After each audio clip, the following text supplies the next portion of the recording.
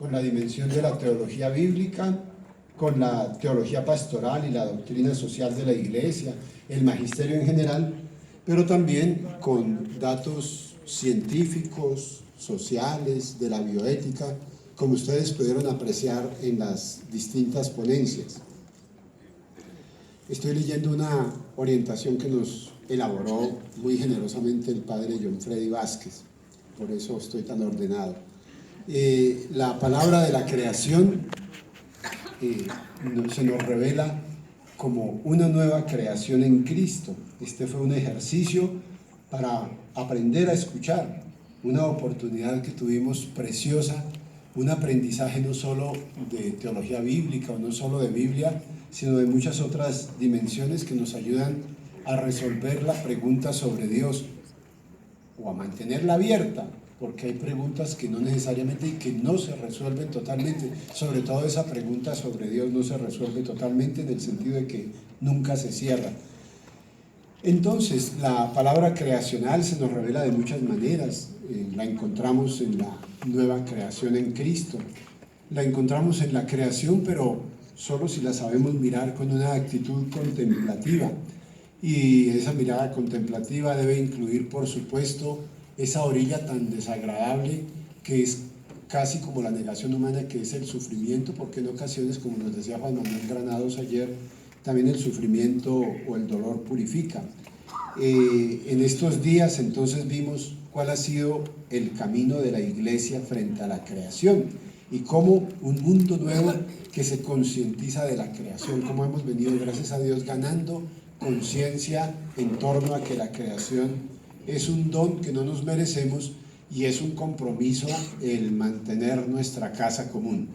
Vamos a abrir entonces el panel de preguntas con una pregunta que tiene el doctor Juan Manuel Granados para el doctor Jairo Alberto Henao Meza. A mí me gusta la pregunta. Yo no sé cómo va la respuesta. A ver, son dos preguntas. Una es el espíritu. En algún momento usted nos dijo que el Padre, el Hijo y el Espíritu mostraban cómo se puede habitar, cómo crear espacios habitables. Entonces, la primera pregunta allí es referida directamente al espíritu. ¿Cómo el espíritu crea espacios habitables? ¿Cómo el espíritu crea en los sujetos? La segunda parte de la pregunta es siempre sobre el espíritu, pero es un poco más mala, pero es lo parecido. Usted dijo ahí, Padre, Hijo y Espíritu, y claro, muchos inmediatamente dicen Trinidad, de las tres personas. Pero en el tercer escenario habló fue como del Espíritu, no de la tercera parte, de la tercera persona en la Trinidad, sino como el Espíritu en sentido mucho más amplio, incluso filosófico, la capacidad de poder incluso dialogar con otros no creyentes, eso que podríamos llamar incluso espíritu humano. Bien, entonces esas son las dos preguntas, todas alrededor del espíritu. Y bueno, y muchas gracias por ese texto tan sugestivo, tan bueno, por su presentación. Bueno, Juan Manuel, muchas gracias por las preguntas. Yo siempre he creído, apoyándome un poquito en ese librito tan bonito creo que se llama Walter Wolf, donde él habla de la antropología hebrea. Y entonces él nos explica allí que cuando nosotros hablamos del espíritu en términos hebreos, estamos hablando no en los términos filosófico-dogmáticos de la teología cristiana del siglo III, IV, V, etc., sino que de una manera más realista se está hablando de aquello que es de Dios, pero se nos comunica a nosotros en la vida, en el existir. Entonces, de alguna manera, yo entiendo, sin hacer demasiadas elucubraciones filosóficas, sin hacer recurso a la filosofía, que es que cada uno, de alguna manera, participa del espíritu, el hombre, el agua, las plantas, los animales, porque se trata de una antropología o de una manera muy dinámica de hablar de estas realidades. Luego, en lo que escribí y en lo que narré, naturalmente hice recurso a la manera como el pueblo de Dios, aquí hay un poquito de partos, medos y elamitas, y entonces todo el mundo vivió hablando del Padre, el Hijo y el Espíritu Santo. Es casi un abuso sin entrar a decir de qué estaba hablando, sino como a través de ese algoritmo teológico en el que más o menos nos movemos todos nosotros, jugaba un poco con las dos cosas. Pero realmente, si me preguntas qué es lo que yo entiendo por el Espíritu Santo, a mí no me gusta mucho la filosofía del siglo IV porque me parece muy pesada, ¿sí? Me gusta más ese realismo de los hebreos, que cuando habla de la vida está hablando de que Dios nos está insuflando, está entregándonos su espíritu de vida, y que ese es el Ruaj. Independientemente si después la dogmática cristiana lo convierte en la tercera persona de la Santísima Trinidad y todo eso, pero me gusta más realmente lo sencillo de la manera de hablar del mundo hebreo. Entonces en el escrito juego un poco como con las dos cosas, y yo sí creo que es que ese mismo espíritu no se trata de una paloma que está por allá en un lugar que llamamos cielo, sino que es el dinamismo de la vida de Dios que se hace presente en todo momento, en todas las cosas, en todos los instantes, en todos nosotros, incluso en aquellas cosas que nosotros llamamos cosas.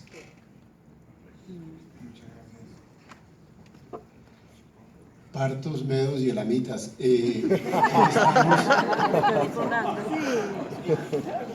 Aquí estamos y es la hora de agradecer a todos ustedes, los asistentes. Durante el Congreso tuvimos más de 370 asistentes inscritos, entre los cuales había docentes de teología, docentes de Biblia, ex beneméritos, profesores de toda su vida de Biblia, escritores, autores y reconocidos en el mundo académico, como el padre Germán Correa, decanos, estudiantes y profesores de seminarios, de comunidades religiosas, hermanos de otras confesiones religiosas o de otras iglesias cristianas, personas de movimientos apostólicos, de comunidades parroquiales, hermanos, hermanas, todos nosotros que, movidos por el amor al Señor y a su palabra, nos estamos preguntando cómo nos habla Dios en la creación y si es que Él siempre nos habla en la creación. Creo que Juan Manuel tiene otra pregunta todavía entre el tintero. Claro, yo tengo varias. Padre Eduardo. Es a propósito de la ética y la antropología de Pablo. Cuando el apóstol Pablo nos pone en el presente y nos dice, bueno, que los miembros de nuestros cuerpos se pongan al servicio de la justicia, uno pudiera decir, bueno, pues solamente hay que ponerse a trabajar por el bien de los pobres, o de la justicia, o del equilibrio social. ¿Tiene la ética paulina componentes futuros, escatológicos? ¿Todo es presente? O, según su parecer, ¿cómo hay que entender la ética paulina? ¿Como una tensión continua entre presente y futuro? ¿Dónde ponemos o dónde tendríamos que poner el énfasis de la ética de San Pablo?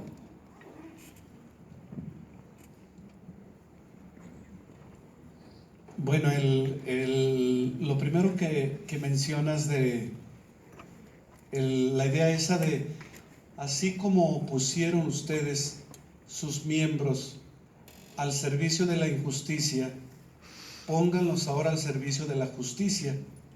Está hablando en ese contexto de la justificación por la fe. Dios nos ha justificado en Cristo, gracias a que Él murió y resucitó por nosotros. Ahora somos libres, nos ha liberado Cristo del pecado, de la muerte, de la ley. Entonces aparece esa ética en el contexto de una consecuencia, en un compromiso que viene después. Primero toma la iniciativa Dios, nos salva en Cristo, pero varias veces dice Pablo frases como esta en forma de pregunta. Entonces hay que pecar para que sobreabunde la gracia. Entonces hay que, como somos libres, hay que hacer lo que queramos. Por supuesto que no. Más bien dice, no vuelvan al yugo de la esclavitud, porque ustedes han sido llamados a la libertad. Por ejemplo, por ahí en Gálatas 5:1, 5:13, esos dos versículos hablan de la libertad. Primero como un hecho y luego como una exhortación. Cristo nos ha liberado, manténganse en esa libertad. Luego por ahí en otros pasajes, como él insiste tanto en la fe, asocia también el amor. Por ejemplo, también en Gálatas está aquella frase donde dice Pablo, en resumen, lo que importa es la fe que se demuestra en el amor. Una frase que, por cierto, el Papa Francisco cita varias veces en Evangelii Gaudium. Entonces, la ética de Pablo sí se refiere al presente. Tengamos en cuenta también, y lo comentamos ayer, antier, con un grupo, el himno a la caridad, con todo lo que significa en ese contexto de los diferentes dones y carismas, aspiren a lo mejor, al amor, que también hoy lo mencionaron. Pero también el aspecto escatológico es bien interesante en Pablo, porque él desde su primera carta, en Primera Tesalonicenses, el año 50, ahí ya trata temas escatológicos. Ahí ya dice, el Señor va a venir, no estén tristes por sus difuntos, porque cuando venga el Señor van a resucitar, nosotros no tendremos ventaja sobre ellos. Entonces ya espera la venida de Cristo. Pero en esa carta, la primera, 2 o 3 veces, y lo mismo aparecerá en 2 Tesalonicenses, aparece esta idea: manténganse irreprochables para la venida de nuestro Señor Jesucristo. Él nos ha llamado a la santidad, a la caridad, al amor fraterno. Háganlo así, para que cuando venga el Señor, así nos encuentre a todos, viviendo en la santidad y en el amor fraterno. Los dos aspectos están muy presentes en esa moral. Gracias, nos dan pistas a los que trabajamos, Pablo, para hacerle el examen a los estudiantes. Es que parece un examen de universo. Ahí, directamente, claro. Para el padre Jairo Alberto hay 2 mensajes, pero el uno por pudor no quiere que lo leamos, pero ya se lo entregamos con una felicitación muy calurosa. Y hay una pregunta: diferencia entre los términos nada, caos. ¿Podemos decir mejor caos? Pues no aparece el término,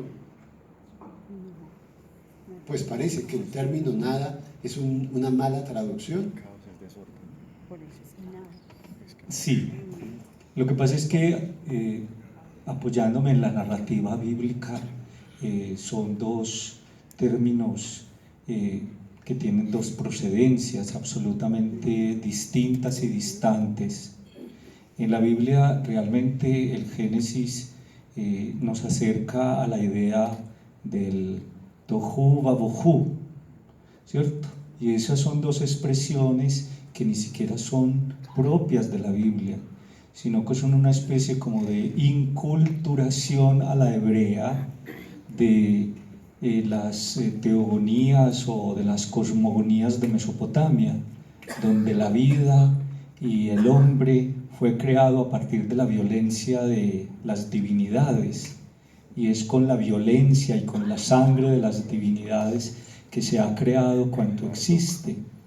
Y entonces, por alguna razón, cuando si fue el sacerdotal en la época del exilio en Babilonia que escribió el relato del Génesis capítulo 1, utiliza esas figuras, lo que las está sometiendo de alguna manera a la narrativa bíblica, y tiene una cierta magia, porque la pregunta allí no es si antes de Dios que existía el caos o no.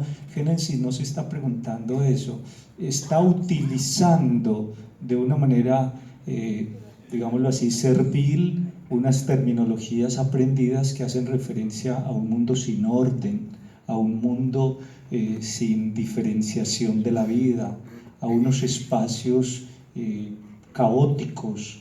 Y por eso entonces lo siguiente que se va a decir en el Génesis capítulo 1 y 2 es: y el Espíritu de Dios hace merrajefet, o sea, hace esto, empieza a darle movimiento a ese caos y a ese desorden, y lo convierte en vida y llama cada cosa a la vida. Y el Génesis capítulo 1 funciona, realmente es como un Dios con su palabra está llamando cada cosa a la vida para que more, para que habite en el horizonte, pues, de lo que les dije ahorita. Entonces, eso puede no ser perfecto, probablemente no responde nuestros necios interrogantes de qué había antes de Dios, o qué había antes de hace 13.000 millones de años o 14.000 millones de años, cuando se dice que viene la gran explosión del Big Bang. Tal vez ellos no estaban preocupados por eso es muy contextual la manera como está hablando.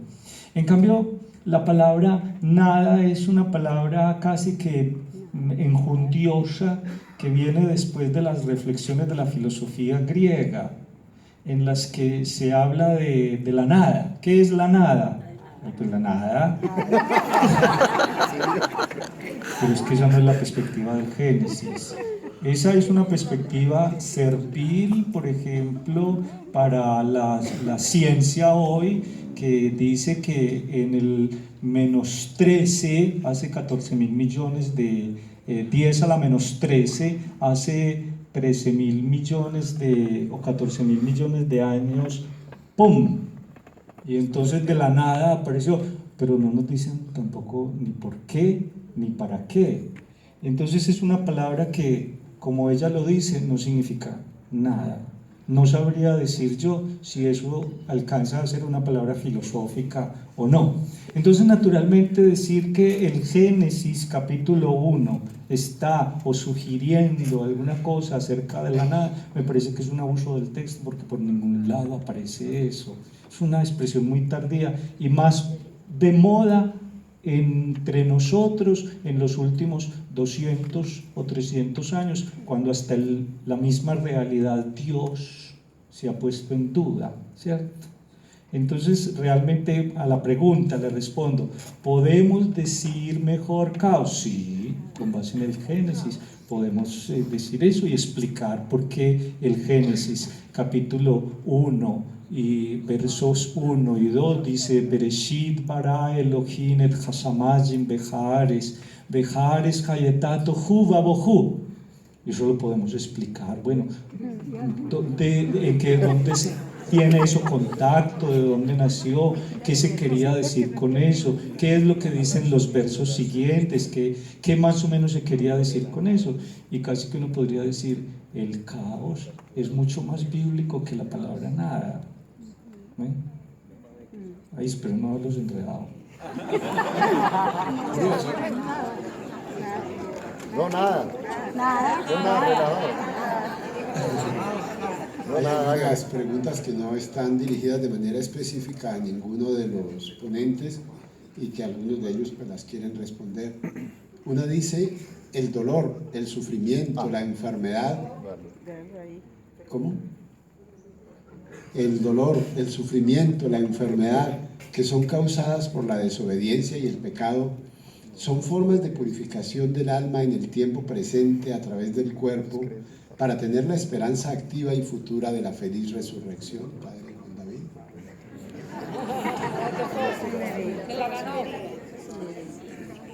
Yo hubiera escogido otro texto más fácil. El tema del sufrimiento y del dolor es una pregunta que nos seguimos haciendo sin encontrar una respuesta que dé satisfacción, muy especialmente a quien sufre, o la enfermedad o el dolor o cualquier género del sufrimiento. Basado en ese texto que es, digo así, rebelde, porque el texto de Job es un texto en rebelión, en oposición, en resistencia contra la teología, la reflexión teológica del momento. Hay dos Job, digámoslo así, que reflexionan. El primer Job, cuando se le mueren los hijos, que por cierto fueron, digámoslo así, asesinados por la trama de la naturaleza, el rayo o el viento que se inicia y tumba el techo de la casa, y ahí estaban en una fiesta los 7 hijos y las 3 hijas y terminan asesinados pues por esta trama de la naturaleza, pero también sus animales, todos los que mueren, 100.000 de una parte, 10.000, porque también el libro de Job juega con esa cifra 10 y sus múltiplos. Job ante eso dice: si de Dios recibimos los bienes, ¿por qué no aceptamos los males? Y de hecho en la liturgia de las horas nosotros muchas veces en las vísperas leemos ese pedacito de texto, pero es una teología ahí incompleta, un poco como San Agustín. San Agustín me gustaba mucho cuando estaba joven porque hablaba del ocio como un acto divino y todos deberíamos buscar el ocio, pero este bendito San Agustín se envejeció y dijo que el ocio era pecado, entonces nos dañó la vida. Un poco sucede lo mismo, el cambio de pensamiento. Cuando la piel de Job o el cuerpo de Job es tocado, Job ya no resiste más. Un cuento es hablar desde el dolor hacia afuera, cuando yo no lo estoy padeciendo, y otra historia es cuando yo lo padezco. No es fácil decir, y esto lo hemos dicho muchas veces, a la gente que sufre también para consolarla le imponemos esa tarea, que viva el dolor como una purificación que le va a dar como la llave de acceso a los cielos. Es decir, incluso hay gente que le dice a uno: no, ese es el purgatorio suyo en la tierra, usted no va a purgar después, se va derechito para el cielo. Yo quisiera recordar que la condición que propone Jesucristo en los evangelios, aunque yo he trabajado más el Antiguo Testamento, es aquella del ágape o del amor. Ámense los unos a los otros, propone Jesucristo. Después de la última cena, el capítulo 13 del Evangelio de Juan: ámense los unos a los otros como yo los he amado. Y recuerden que la última cena en ese contexto es lo que hace es lavar los pies, ama hasta el extremo y le lava los pies no a cualquiera, sino a la antítesis de lo amado, es decir, a quien lo entrega a uno, a quien toma posesión de uno, lo vende a uno, le lava los pies a Judas.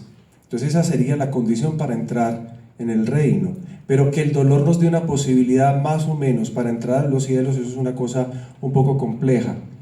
Evoco en este momento, por ejemplo, un salmista. El Salmo 13 dice así al inicio: Ad ana Adonai, ¿hasta cuándo, Señor? Tishkaheni, Netzach, me olvidarás para siempre. Es un hombre que no acepta el sufrimiento y el dolor, pero lo vuelve lamento, de manera que, como decíamos ayer, se pueda desfogar, ponerle un límite a su propia situación, decirle a Dios: esto no es posible, esto no entra en tus planes, no puede haber coincidencia entre mi dolor y tu plan de misericordia. El hombre que sufre tiene que, digamos, ir descubriendo, ir descifrando la presencia de Dios en una naturaleza que no habla de las cosas bellas y de la armonía, que habla de todo, que habla todo lo contrario, lo caótico, lo desordenado. El cuerpo que debería ser saludable se vuelve un cuerpo enfermo. Bueno, no digamos solo el cuerpo, la mente. Entonces, ¿será llave o no será llave? Es una palabra incluso muy compleja, porque vuelvo a repetir, como decía el día de ayer, decir esto, de que el dolor nos purifica, también es parte de una decisión de quien sufre. El dolor puede ser también camino de purificación. Recuerdo lo que decíamos ayer, en el pensamiento griego, pathein mathein, es decir, sufro, aprendo, pero la parte del mathein, del aprender, depende de mí, de que yo decida hacer eso.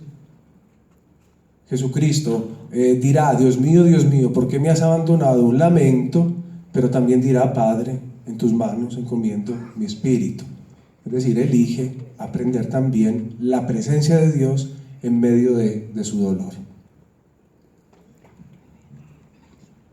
Hay 2 preguntas para el padre doctor Granados. Todavía no las hago. Hay una que dice... No, pues que las hago. Es que yo aprovecho aquí para hacerle preguntas a los colegas de paso. Es que esta es la mejor parte del diálogo con los colegas, claro. Ese espíritu que le gusta a usted tanto, entonces, es más nefesh que ruach, ¿o me equivoco? No, más ruach que nefesh.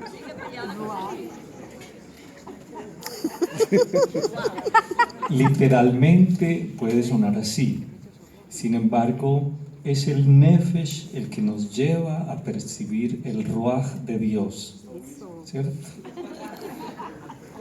Es que me está respondiendo la pregunta, está buenísimo, ya no tengo que decir mucho. No, y la otra era para Juan David. Sí, no, es en serio, pues es que me responde, yo ya no tengo que decir lo que él dijo mejor y puede decir mucho mejor de lo que yo lo pienso. ¿La poesía puede transformar más que el discurso? ¿Por qué? Ahorita fuimos a tomar un café y yo le invité, con la convicción de que esto no iba a suceder. Claro, no le iba a invitar por otra cosa, por generosidad. Bien. A mí me gusta cómo la filosofía griega, Platón y Aristóteles proponen dos ideas de poesía. A Platón no le gusta la poesía. Platón dice que es una imitación de la naturaleza, que incluso logra producir sentimientos, es una imitación que no es un arte, bueno. Pero del otro lado está Aristóteles. Aristóteles habla positivamente de la poesía. No sé si se acuerdan ayer cuando leíamos en el libro de Job, el capítulo 38, yo les decía que Dios hacía las veces de un iconógrafo, es decir, de uno que hace un icono, y le permitía a Job a través de la palabra componer imágenes. Aristóteles dice que el poeta es un eikonopoios, es decir, uno que hace imágenes. La poesía permite expresar lo inexpresable. ¿Qué mejor manera de describir el cielo que en una poesía?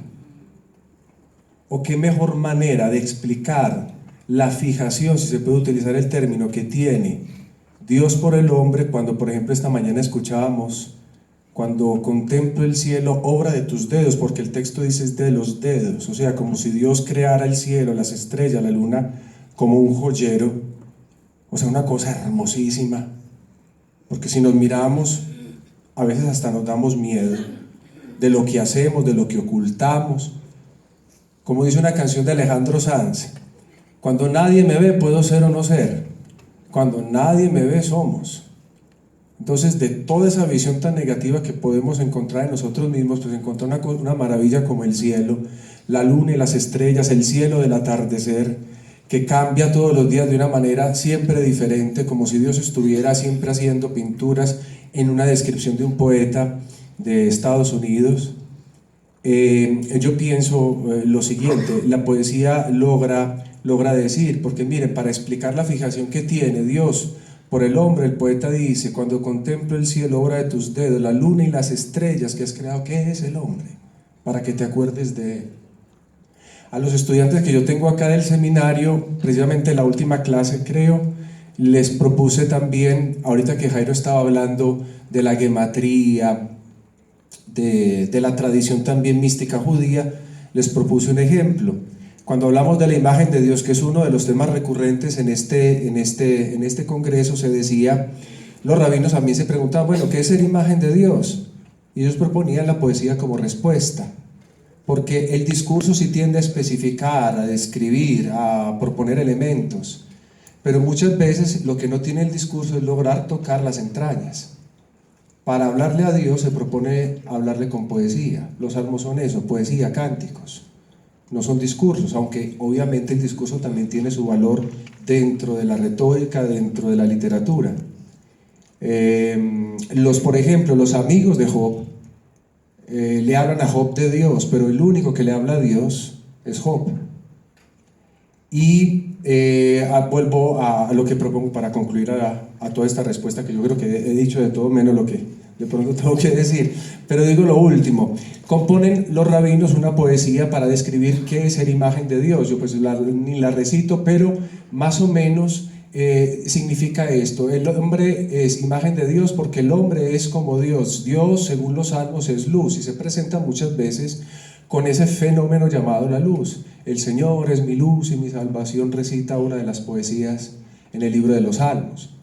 Luz en hebreo se dice or, y entonces cuando el hombre peca, el hombre de alguna manera es visto por Dios, el hombre se avergüenza de ser eso, de ser imagen de Dios, luz, esconde, y para corresponder a la decisión del hombre de pecar, pues Dios lo viste con or. Cambia simplemente una consonante, or significa piel, de modo que la piel esconde la luz que es el hombre, y eso es en la poesía. Miren, describe algo real, no lo define, pero dice mucho más. La gracia de la poesía es la polisemia, la capacidad de decir tantas cosas, incluso a veces ambiguas, no específicas, permitiendo en el hombre que escucha muchos pensamientos. Octavio Paz decía que cuando una poesía era escrita y la escribía el autor, dejaba de ser el autor cuando otro la leía, porque quien la leía hacía suya la poesía, ya era de otro. La iconografía es lo mismo. La iconografía, por ejemplo, no se firma, no se debe firmar. Si un iconógrafo firma su icono, está diciendo que debe ser visto el artista y no lo pintado. Entonces, en ese sentido, la poesía es eso, es universal, puede decir más que un discurso, pero obviamente lo que yo estoy diciendo siempre está sujeto a muchas discusiones. Bueno, aquí tenemos todavía algunas preguntas, pero el padre Juan Manuel no ha respondido a lo que le preguntaba. ¿Qué sentido tiene que yo haya sido creado sometido a la frustración para que Dios me muestre después su gloria? Yo tengo que pedirle perdón a la persona que escribió esta pregunta y al resto por haberles hablado mucho de la frustración y de la sujeción y por no haberles ofrecido el mapa completo del pensamiento paulino al respecto. La creación en San Pablo, su concepción de mundo es como la concepción judía, cristiana, fundamentalmente buena. El mundo fue creado bueno. Y el mal se entiende como una irrupción o como un parásito, pero el mundo como tal es bueno. La argumentación paulina es de carácter siempre temporal. Nosotros podemos dibujarla en este sentido o proponerla en este sentido. Creación, e incluso antes de la creación, predestinación, en algún momento la caída y después, al final de los tiempos, la glorificación. Ese es el esquema temporal de Pablo. La persona que pregunta, no tiene sentido que yo haya sido creado sometido a la frustración. Está perfecto, porque Pablo no lo dice nunca así. Dice, el mundo fue creado, la creación fue creada libre, fue creada buena. En algún momento de la historia de esta línea temporal fue sujetada, fue sometida. La explicación completa o el mapa completo de lo que propone Pablo es, a pesar de la caída, a pesar de la desobediencia, a pesar del sometimiento, el sometimiento, la frustración o todo ello no cancela, no borra, no elimina la semilla de la gloria y la esperanza de la gloria